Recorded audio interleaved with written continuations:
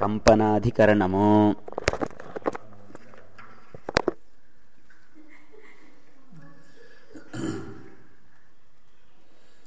ఇప్పుడు మొట్టమొదటిలో ఇది ఆనుషంగికం, దేవతలకి శూద్రులకి అధికారం. దానికి ముందు వచ్చింది ప్రమితాధికరణం కదా. జీవుని అనువాదం చేసి బ్రహ్మజ్ఞానం చెప్పారు, బ్రహ్మను ఉపాసన. యదిదం కించ జగత్సర్వం ప్రాణయేజితి నిశ్చితం మహద్భయం వజ్రం బుద్ధితం యా ఏతద్విదురముతాస్తే భవంతి. ఈ శృతిలో ప్రాణాన్ని అనువాదం చేసి చెప్పారని అనుకోవాలా, లేకపోతే అది కల్పితమా, లేకపోతే ఇది బ్రహ్మస్వరూపమా అని ప్రత్యుదాహరణ సంగతికి ఈ అధికరణం మొదలుపెట్టారు. ఇక్కడ విషయం ఏమిటంటే యదిదం కించ జగత్సర్వం ప్రాణయేజితి నిశ్చితం. ఉత్పన్నం, నిశ్చితం అంటే ఉత్పన్నం. సంశయం ఏమిటి? ఈ జగత్తుని కంపింపజేసేటువంటిది ప్రాణపదమైనటువంటి వాయువా, విద్యుత్తా, ఈశ్వరుడా, పరమేశ్వరుడా? పూర్వపక్షం. భయానికి కారణం విద్యుత్తు, లేకపోతే దేహం చలించడానికి కారణము ప్రాణము కనుక ఈ రెండిట్లో ఏదో ఒకటి చెప్పుకోండి. శరీరాన్ని పట్టుకుని లేవనెత్తుతోంది అని చెప్పుకున్నాం ముందు, ప్రాణం. అందుకని సిద్ధాంతం అంటాడు, ఏ జ్ఞానము ద్వారా అమృతత్వాన్ని పొందుతామో అది ఇక్కడ చెప్పారు. ఈ జ్ఞానం ద్వారా అమృతత్వాన్ని పొందండి. అది అంతర్యామి రూపంలో అందరిలోనూ ఉంది కనుక అది నియామకం, శాసనకర్త. దానికి భయపడతాడు ప్రతివాడు. కొంతమంది అంటాడు, నేను దేనికి భయపడినా, ఎవరికి దేవుడికి మాత్రం భయపడతాను కదా. అదే ఎందుకని వాడు నియామకుడు. అందుకని సర్వశక్తిమంతుడైన ఆ పరమాత్మ ప్రేరకుడు కనుక ఇక్కడ ఈ శృతిలో యదిదం కించ జగత్సర్వం ప్రాణయేజితి నిశ్చితం అన్న చోట పరమేశ్వరుని తీసుకోవాలి. యదిదం కించ జగత్సర్వం, ఈ జగత్తులో ఏదైతే ఉందో ఏజ్ కంపనే ప్రాణము ద్వారా కంపిస్తోంది, ప్రాణము ద్వారా ఉత్పన్నమైంది. ఉత్పన్నమయ్యేది ప్రాణం ద్వారా అవుతుందా? పరమాత్మ ద్వారా అవుతుంది కనుక ఇప్పుడు దీనికి టీకా చూద్దాం. కటవలిలో చెప్పారనమాట, యదిదం కించ జగత్సర్వం ప్రాణయేజితి నిశ్చితం మహద్భయం వజ్రముజ్జితం యయేతద్విదురముతాస్తే భవంతి. ప్రాణాన్ని తెలుసుకుని అమరత్వాన్ని పొందలేము. అందుకని ఏదైతే జగత్తంతా సృష్టించుందో, ప్రాణము ద్వారా కంపిస్తుందో, ప్రాణం ద్వారా ఉత్పత్తి చెందిందో మహద్భయం వజ్రముద్యతం. ఈ కాలంలో ఏమిటంటే దేవతలంతా భయపడుతున్నారు, మనుషులంతా భయపడట్లేదు. వాడికి శాస్త్రం అక్కర్లేదు, దేవుడు అక్కర్లేదు, దైవం అక్కర్లేదు. కానీ సూర్యుడు ఉదయం 5:30కి సూర్యోదయం అంటే 6:30 ఉదయిస్తాడా? ఈ దేవతలందరూ వజ్రముద్యతం మహద్భయం, వాళ్ళ వెనకాల ఉన్నాడు.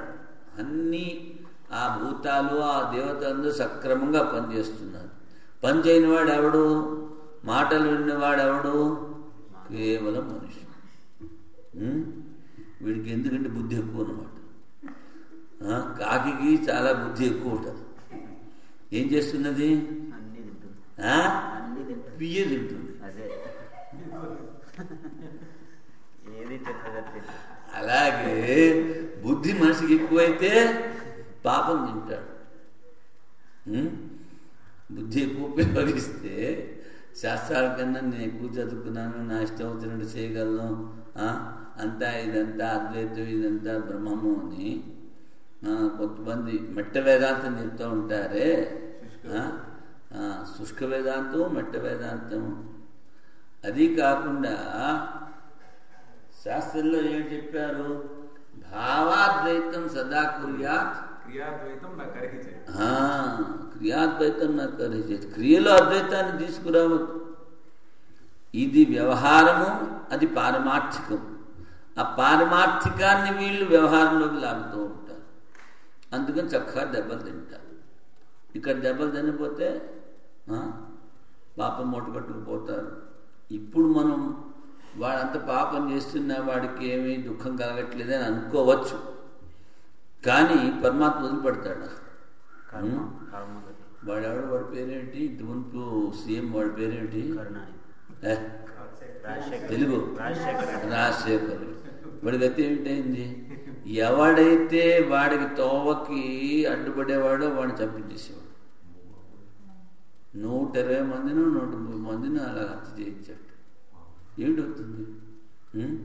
ఆఖరికి వాడి శరీరాన్ని వాళ్ళు పోల్చుకోలేకపోయారు. 5 పిండాలు ఉన్నాయి, ఇది మీ వాడిదని ఒకటి పట్టుకోమని ఉన్నట్టు. అది వాడితో కాదు, ఎవడు తెలుస్తుంది. అందుకని అత్యుత్కటమైనటువంటి పాపము కానీ పుణ్యము కానీ 3 సంవత్సరాల్లో, 3 నెలల్లో, 3 పక్షాల్లో, 3 రోజుల్లోనే బయటపడుతుంది. ఒకసారి హత్య చేసిన వాడు దొంగతనం వెంటనే పట్టుబడిపోతారు. అంటే అంత ముందు నుంచి ఎన్నో చేసుకుంటూ వచ్చాడు కనుక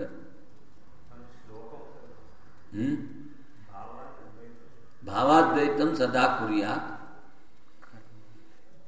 భావనలో అద్వైతం ఉండాలి. అందులోనూ పరమాత్మ ఉన్నాడు, అన్నింటిలోనూ పరమాత్మ ఉన్నాడు, అన్నింటిలోనూ పరమాత్మను చూస్తున్నాను, చూడాలి అనేటువంటి క్రియలో అద్వైతం ఉండకూడదు. ఇక్కడ అక్కడ మేళ అంటాం, ఇక్కడ ఏమి వింటారు? పుష్కరం కాదు, తీర్థం ఉంటారు. తీర్థంలోకి వెళ్ళి భార్య తప్పిపోతే ఎర్రచీర కట్టుకున్న వాళ్ళందరూ నా భార్య అంటే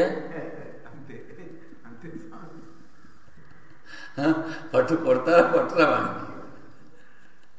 అలాగే క్రియలో అద్వైతం వద్దు. క్రియాద్వైతం నాకు కరిహించేది, ఎప్పుడు చేయకూడదు అని క్రియలు. వ్యవహారంలో అద్వైతం పనికిరాదు.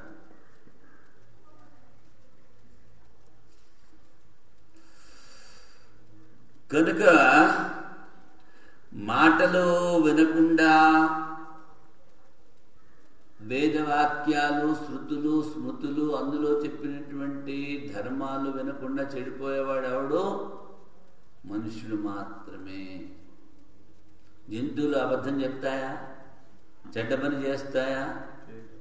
దేవతలు చేస్తున్నారా? చేసేదేవుడు?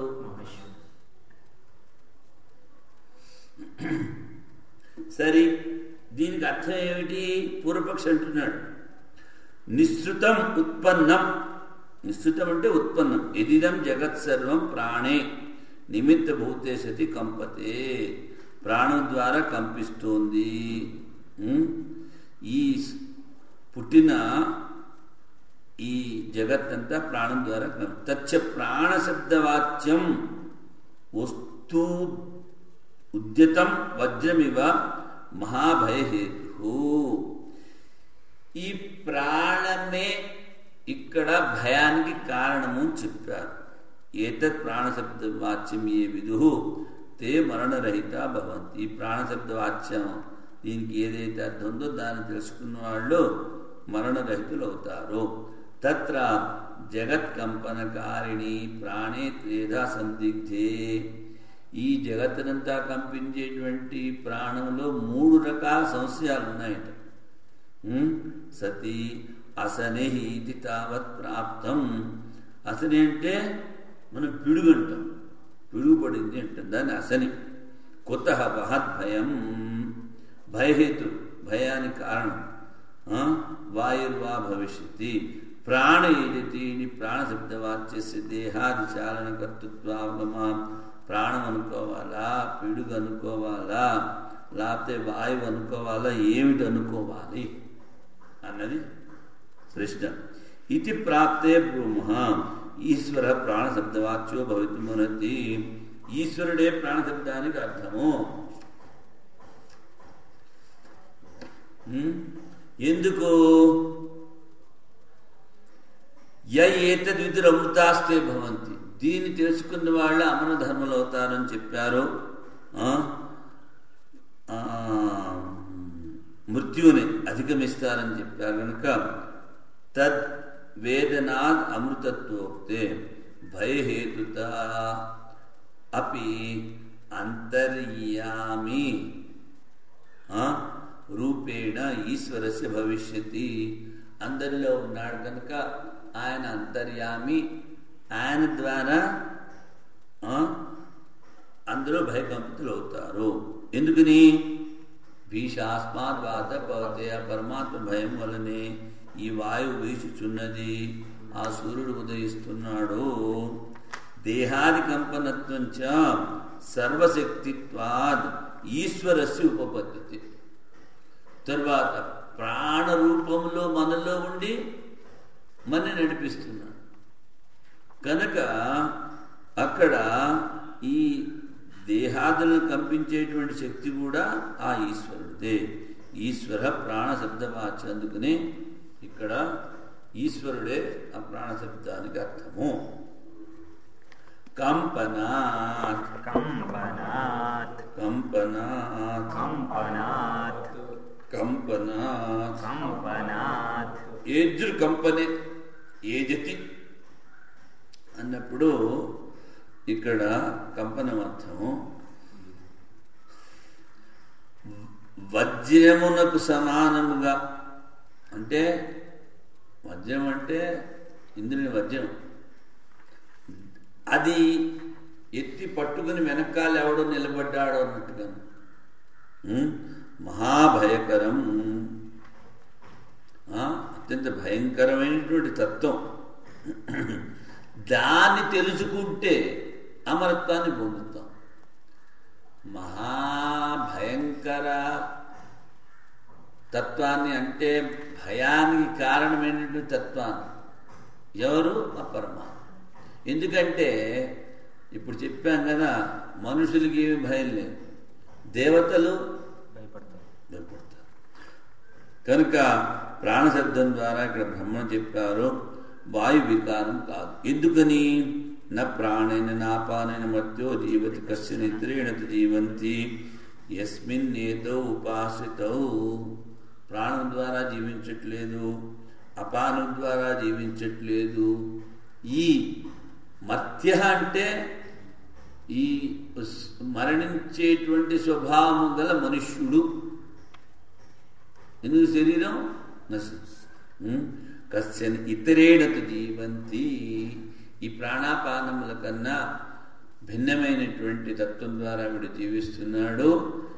ఈ ప్రాణాపానములు దేనిలో ఆశ్రితము? అది పరమాత్మ ఆశ్రితం. అందుకని భయాద్ అగ్నిస్తపతి, భయాత్ సూర్య, భయాదింద్ర.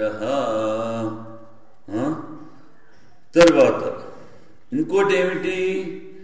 ఆ తత్వాన్ని కనుక తెలుసుకున్నట్లయితే అమరత్వాన్ని పొందుతున్నాము.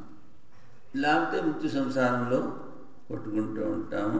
ఈ కారణాల వలన ఇక్కడ ఈ కంపనాధికరణంలో చెప్పిన ప్రాణశబ్దం అర్థము పరమాత్మయే.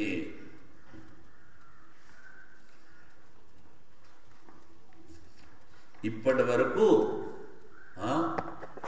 9 గంటలకు మొదలు పెడితే మా దాంట్లో 1 పేజీ, 4 పేజీలు రోజు కావాలి.